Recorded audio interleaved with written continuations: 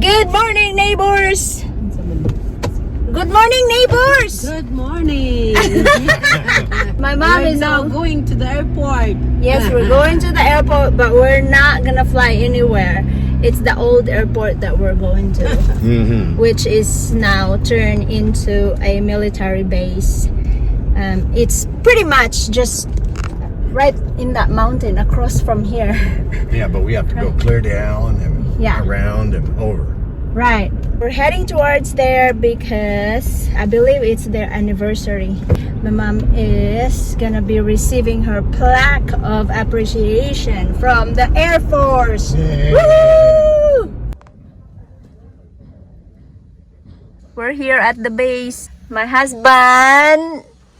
Hi, baby. Hi, baby. How does it feel to be considered as the chauffeur? Yes, mom. The barangay captain's driver. But Our next vehicle will be an armored vehicle. well, they do have a Fortuner that's armored. I know it. But it's Maybe like I could trade this in on one, huh? yeah, but the other one was like 5 million I know, 5 or 6, 5 to 7 million between 5 and 7 million. pesos. Yeah, but they do make it here. Oh yeah, Bulletproof They Fortuner. take these exact ones and turn it into one. A viewer on our Fortuner vlog when we bought the car asked if we could review this vehicle. You think you can do an impromptu review of the Fortuner? We've had this for about 5 months now. 5 months. Okay, let's start with why did we bought a 4-wheel drive? Why did we buy a 4-wheel drive instead of a 2-wheel drive? 2-wheel drives are a lot cheaper. In the Philippines, only about 50% of the roads are paved or concrete, fixed modern roads. Everything else is dirt or gravel roads, like a logging road, or else washed out roads that are mud roads. And we need to get from point A to point B or to somebody's house. It rains virtually every day here. I've been a Toyota fan for 40 years. So that's all I had. Yeah. Toyotas, from For pickups, 2-wheel drive pickups, to MR2s, 1991 MR2s. They are so fun. so the 4 wheels are a good choice for, especially if you live in the province. Oh yeah, we live in the jungle, edge of the jungle. Yeah, you know, literally. literally at the edge of the jungle. We don't need it, but it could keep us from getting stuck. Yeah, and even though it's like half the price down if you buy a Fortuner that is 2 wheels. Yeah, you could get them for about more than half Yeah, brand new. less. Right. Brand new, yes.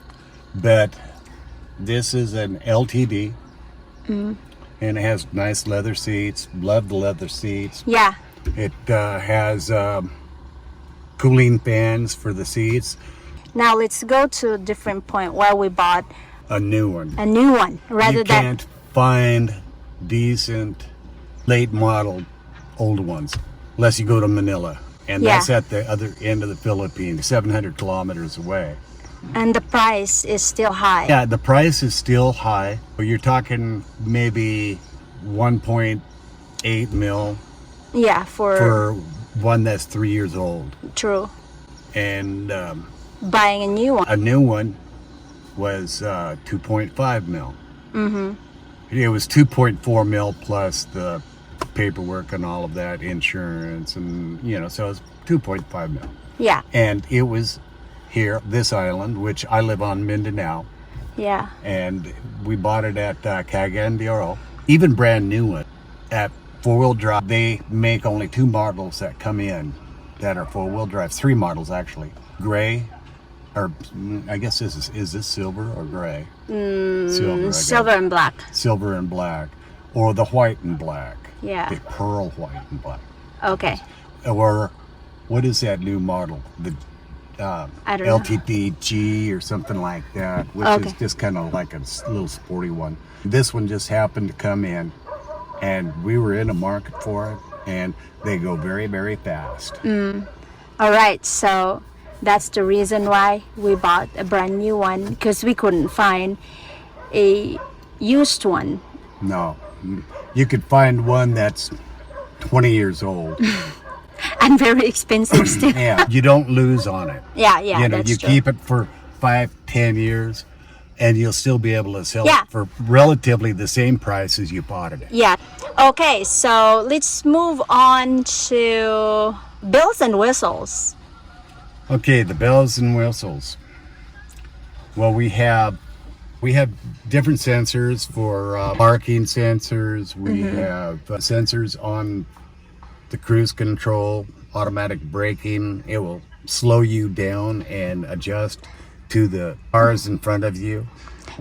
And then the car's out of your way and you go back up to your speed. The shift on this, it's a automatic manual. In other words, it's automatic, or else you can flip it over to manual, and you got flipper paddles on your steering wheel to change speeds up and down, or change gears up and down, I should say. So I'm just gonna go ahead and say what they don't have on the bells and whistles that I'm used to driving, you know, like RAV4. They don't have a sensor or a detector when your tires are low on air, Yeah, or that's if you right. have a flat tire. That's one thing that I missed, because, you know, it's really helpful, right? I think that's the only thing that I didn't like, because I was expecting it to have it, right? Yeah, and I It's thought brand it new. might have had it too, but it doesn't show up on the dash. And we did have one low tire that we had to put air in. Yeah. Okay, so the engine. Okay, the engine is a 2.8 liter diesel turbo engine, and it puts out about 202 horsepower, not braking horsepower, because diesels are in horsepower. The red line on this is about 4,500, so you don't go above that. But when I go to overtake somebody, that's way, if you're in the United States, that's passing somebody. If I floorboard it, they're doing 40 miles an hour and I want to hurry up and get around them, it'll spin the tires, and there's a lot of torque there. And it really gets up and go. That, me having it in economy mode. There's 3 different modes. You got economy mode, normal mode, and sport mode, which is if you want to do a lot of fast, speedy takeoffs and whatever, that's for that. And I didn't even have it in that. I just would have it in economy mode, and it would squeak the tires a little bit. For a diesel, it is really pretty good. It's close to in the mid to high 20s on mileage. That's for miles per gallon.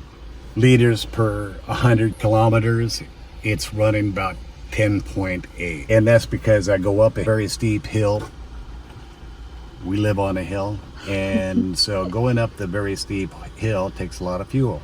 When you're on the flat land or going cross country, I've had it down to about 10.4, 10.5 liters per 100 kilometer. And if you're here in the Philippines, you know what that means. Me, I go by miles per gallon rather than kilometers. Okay. And miles per gallon is about 20 to 24. You know, it's not too bad. So when we full tank, how many gallons or how many liters are there? I don't know. A lot. It Yeah. costs a lot. Just Yep. like they For the full tank, for the last time, it was ranging 4,000 up to 4,000 something pesos, right? Oh yeah. Yeah, Yeah.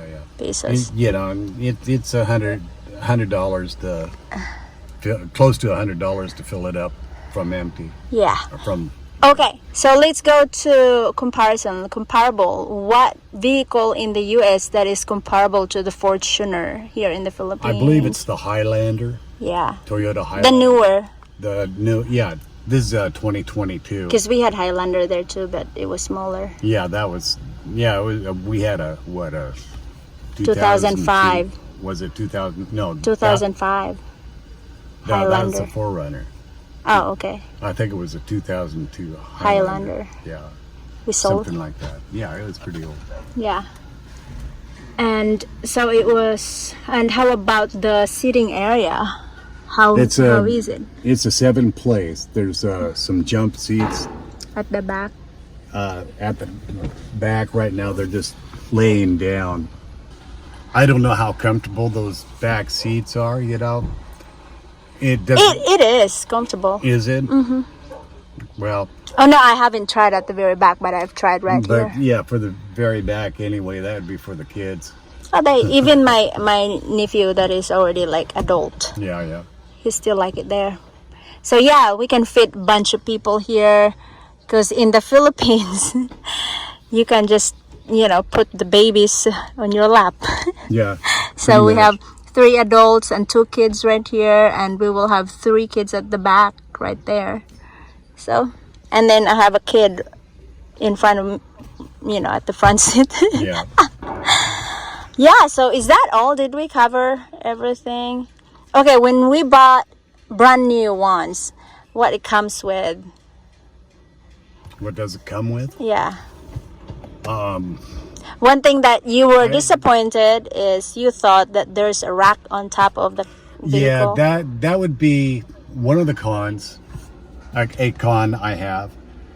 It has a couple of rails, but no real rack. No place to tie something on. Because I go kiteboarding, and in the kiteboard, I have one kiteboard that's for low wind, and it's big. It's almost like a sheet of plywood, half sheet of plywood. It's huge. And I don't want, really, I'd prefer to strap it on to a rack. Yeah. Just a bar rack on it, and I couldn't get one. And it didn't come with one, where other things did come with them. Right. I don't know why. She likes to push button start. I got pampered with my RAV4 in the US. Yeah, our RAV4s, we had a couple of RAV4s, and they all had it. I just don't like the key, because the keyhole, because I always feel like my key is gonna break if I... Yeah, well, it's convenient to have it in your pocket or your purse, having the fob in your pocket or purse, and just get on, start it up. Yeah. You don't have to fumble around for a key or anything, just start it. Another thing is, the RAV4 that I was driving in the US, I just touched the handle and it opens, right?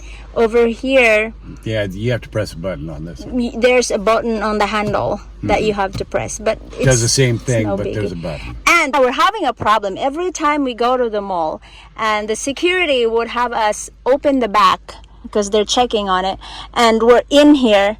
For some reason, it's having hard time to open. Okay, It doesn't with open. a lot of little investigation on that, what it is, on this one anyway, it seemed like you have to turn off the engine Before you can open. before you can open it from the back. It's a safety feature. Yeah, I mean, It doesn't want somebody in here running the engine and somebody opening it up in the back. That's yeah. what it seems like. Which is, it's all well and good, except for at the mall when the security wants to check in the back there. Then you have to turn your engine off. Yeah, and people are and following open it you. up. Yeah, and people are behind, so you have to turn it off, and it's just inconvenient. I'm hoping that we covered the important things that they wanted to know, and we didn't say a lot of other extra things that they didn't want to know. All in all, how do you like, as a foreigner living or expat living in the Philippines, how do you like your brand new Fortuner? In a word, I love it. Right now, the dollar is worth a whole lot more here. If you're living over here in the Philippines right now is a great time to buy a Fortuner, Yeah. LTD, 4-wheel drive, or the other G model, whatever it was. I don't remember. It's the sporty model, but to buy a 4-wheel drive, because your dollar goes far right now. And right now, I would recommend it. How easy it was for us to convert our US licenses to Filipino licenses. Oh, yeah. If you're here for 90 days or more, and you want to drive, You can't. you need to, and you have a driver's license in the United States, you can convert your driver's license to a Filipino driver's license. Yeah. Just by paperwork. But by converting it, that doesn't mean that you have to surrender your previous license from the U.S. You still keep it. After 90 days, you need a Filipino driver's license to drive in the Philippines. Yeah, that's true. It doesn't matter what country you come from. Yeah, it's all the same. That's what you have to do. Okay, bye for now. Bye for now. Thank you for watching. Yay, the celebration is over. My mom will have a picture. Selfie. This is a selfie video, so